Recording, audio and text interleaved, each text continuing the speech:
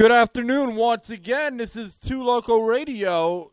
And right now, we have the beautifully talented and energetic country artist out of Nashville, Tennessee, Melanie Meriney. Why don't you say hi, Melanie? Hi, how's it going? How are you? It's going well. Yourself? Yeah, really great. So, before we even kick off this interview, how's life in Nashville from PA? Oh, it's awesome. I love Nashville. There's always something to do here, and it's pretty much every day of the week. So even if it's like a Tuesday, there's always something going on, especially music-wise. So it's a lot of fun. Would you say the fact that, it's fun and everything, is different from PA, or is it the same? It's just not Nashville? It's definitely different. Pennsylvania has its own kind of stuff to do, mostly, South Side and bars and sports, of course. But Nashville's great because it really has the music scene that Pittsburgh kind of lacks. Pittsburgh has sort of a more kind of underground metal scene, and there's like no country anywhere. I think growing up, like in high school, I was the only person in my class who liked country music and admitted it. But yeah, Nashville, it's got country. It's got other things too, but it's really great because there's so many people here, like even just standing in the line at the grocery store, who are doing music. Exactly, and I really can't picture you screaming. You can't picture me what? I said I can't picture you screaming. Oh, I don't know. I was working on that growl for a while. I dated a heavy metal drummer in high school, but I can't say that I'm good for that music. All right, and JP Zammit wanted to say hi. Hi, JP. Melanie said hi, JP. And he's currently listening right now, along with a bunch of other people. All right, so when did you originally, get into, wanting to be a country artist? In third grade, I went to my first concert. It was Shania Twain, and I saw her back in Pittsburgh, and it was pouring down rain, and I just remember sitting on my dad's shoulders, and I just remember looking at her and thinking that she had the coolest job in the world, and that I would love to do something like that. So, basically, when I got home, I begged my mom to sign me up for voice lessons, and she did. I started singing with my choir director at church. Just doing weekly voice lessons, and I did those through ninth grade and just kind of picked up guitar along the way and started writing kind of more country type of songs. But I've always wanted to sing and songwrite as long as I can remember. Okay, and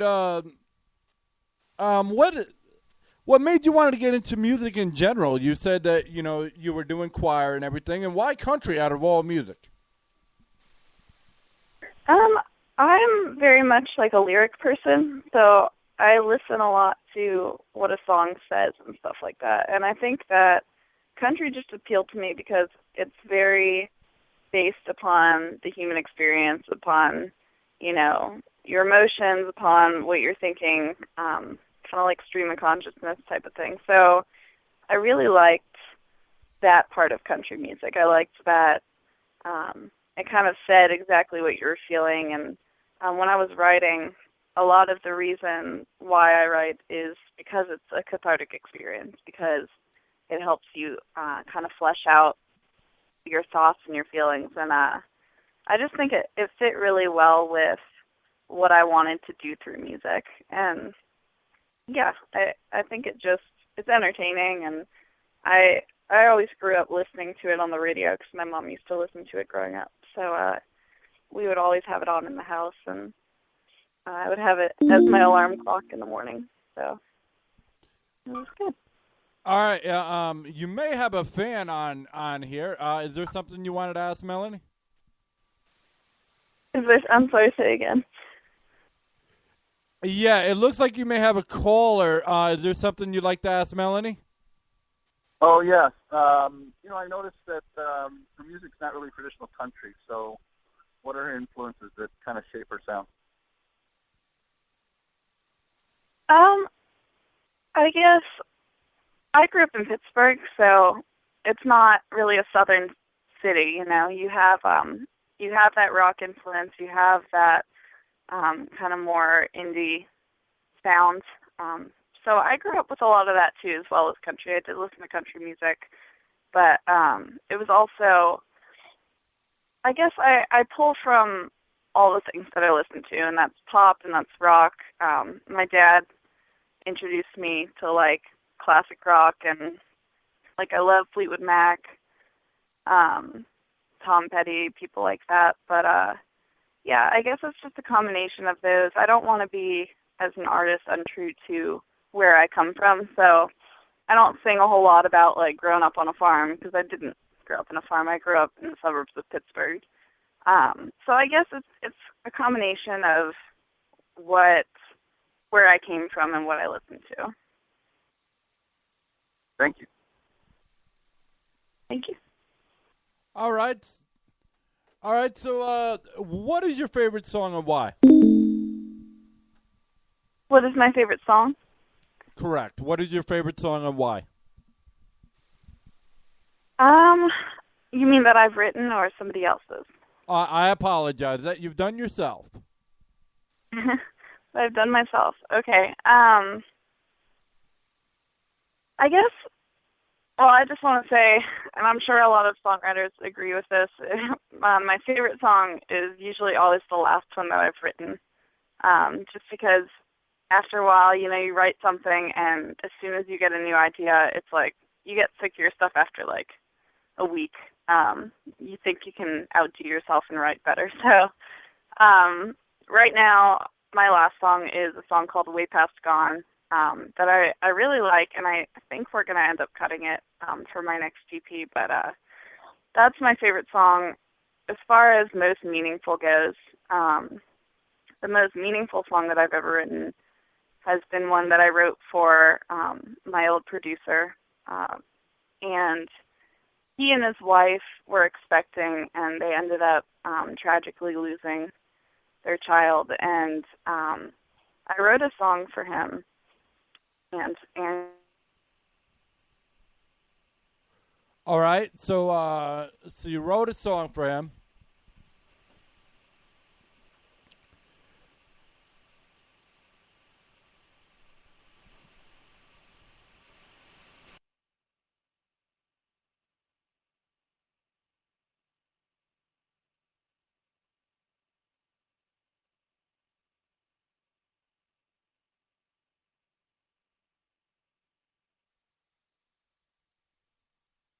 All right, Melanie, you still there? yeah. Okay. All right. So who would you say is your most influential person in your life? Probably my parents. They're very supportive.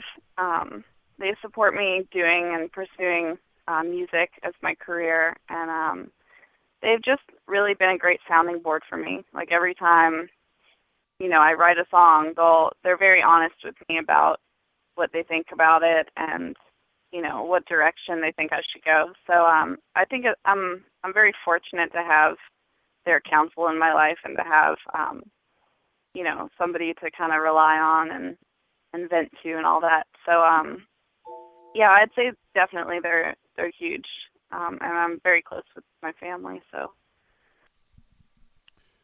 All right, so who out there, if you had a chance to perform with anybody out there, on the country scene, who would you like to perform with? Oh, I would love to perform with Shania Twain. She's my favorite. But I would also, if I got the chance, think it'd be really cool to perform with Stevie Nicks from Fleetwood Mac.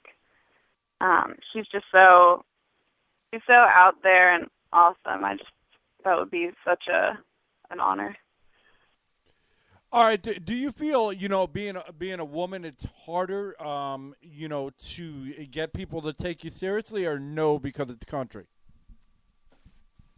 You know what? Country lately has had kind of a guy swing. So I think out of the top like 20 right now, there's only like 3 females up there, and the rest are guys. And I think that it probably fluctuates back and forth. I think right now it's harder for women in country music, at least, to kind of break out and get noticed and kind of get any sort of momentum.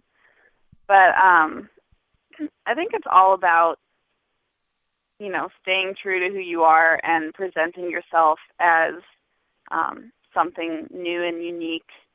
And, I think that if I do that, when I write, I don't write for anybody. I write what I think is best, and then, I know down the road it's going to line up. I don't write to trends, I guess. So, I think that it's definitely difficult to break out at this point, but, I know also that women historically have been really successful in country music, and it can be done. And I think that the listeners haven't changed that much. I think that they still want some of the same content and things out of country music. So I think it'll come back around. Yeah, and it seems like you have a leg up on, competition out there, getting to work with, a Grammy Award winner producer. Yeah, Mike Kual, and he actually produced Insane Clown Posse. I don't know if our listeners are familiar with them, but yeah, they're huge, and he's. I think it's fortunate that he's not a country producer, because it gives the music a little bit more of a dynamic than maybe it would have if I just went with a straight up country guy. So yeah, he and Phil, they worked really hard on my first EP, and I think it sounds really cool, and they brought something else to the table. And how did you end up, hooking up with these award-winning, producers? Yeah, actually, Phil, one of them, Phil Riccardi, is from the Pittsburgh area. So we had a mutual friend of a friend who ended up kind of making the introduction. And Phil had been working with Mike as well. And so when I kind of went in there, I actually started an internship with them. And that's kind of where it all originated. I got to know them. And then they expressed interest in, helping along my music career, maybe giving me some direction. So that's ultimately how we ended up collaborating. But I think it's very much so who you know and those important personal connections, Totally, I totally understand that. That's kind of crazy, though. Insane Clown Posse from country, that's a little ways off. Oh, yeah. Absolutely. All right, so where do you get your inspirations to write your songs from? I love storytelling, so some things will be things that I've heard from my friends, or situations that I've read about, either newspapers or online. But a lot of it is personal. A lot of it comes from my own experiences, and even if it's not completely true, at least it's inspired by that true situation. So I think a lot of my songs are about love and relationships and growing up and kind of finding your feet. So I think that it's a combination, but I like to co-write as well.